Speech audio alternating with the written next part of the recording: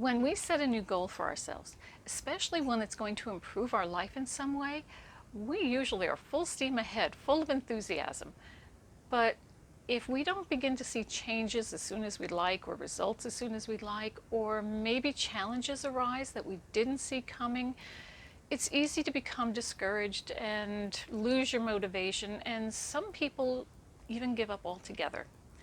In today's video, I'm going to give you 6 tips to help you stay motivated and stay on track with that goal. Hello friend, I'm Wendy Rapp, spiritual life coach and intuitive reader. On this channel, I help you as a spiritually awakened person grow and evolve on your soul's journey. The first tip you need to keep in mind when you're working toward a goal is to just stay in the present moment. Stay in the now.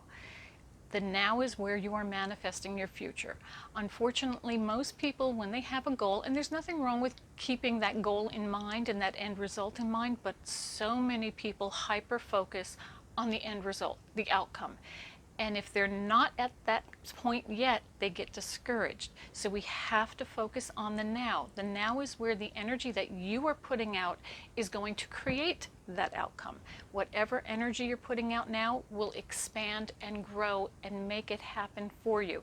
So stay present, stay focused, stay in the now. And if you've had a setback, something didn't work out as planned, allow it. Be compassionate with yourself. Don't beat yourself up for whatever didn't work out the way you thought it would. Talk to yourself like you would a friend. Shut down your inner critic and talk to yourself the way you would talk to a friend. You wouldn't beat a friend up. You would offer them encouragement. It's okay, you can try again. There's always another chance to get this right. What can you do differently next time? So hear yourself talking to yourself in that manner, encouraging yourself. It will help you to get through whatever that setback is. And if you have a setback, talk to a friend. Find someone that you know that you feel will be encouraging to you, maybe even have suggestions and be open to those suggestions, and talk it out. It really does help to have someone who is not going to shoot you down, someone who is going to help push you forward, keep your spirits buoyed as you're going through this difficult time. Talk to a friend and be open to their suggestions. And another good, really practical tip to keep in mind, if you're working toward a new goal, learn to manage your time and your energy wisely. In other words, if you're trying to incorporate a new exercise routine into your day, well, pick a time of day when you're not exhausted. In other words, maybe you're too tired at the end of the day when you come home from work, so it might make more sense to get up an hour or a half hour earlier and take a walk, or perhaps you could do it during your lunch hour. Do it at a time when you know you will have the greatest success. If you are working on a project that involves multitasking, learn to batch your tasks. In other words, I'm going to do all my emails for this hour. Then I'm going to move on to the phone calls for this hour, then research for this hour. Don't try to do too many different things at once. It gets confusing. It's also very tiring trying to shift back and forth through all of those different jobs. So manage your time and your energies wisely. And if you're faced with some kind of a roadblock, something didn't work out the way you wanted, whatever you do, don't personalize it. Don't turn it into a pity party. Don't start telling yourself you're so stupid or such a failure or nothing ever works, because first of all, that's not true. Secondly, that's not going to do anything to help motivate you to get through that roadblock. Just look at it the way I usually look at issues that come up. Okay, plot twist. You know, there's a fork in the road. Okay, I've got to try a new tactic here.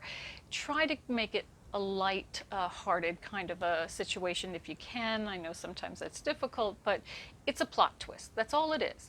So you can overcome it. You just sit down, think it through again, and then tackle it once again, but no pity parties. No.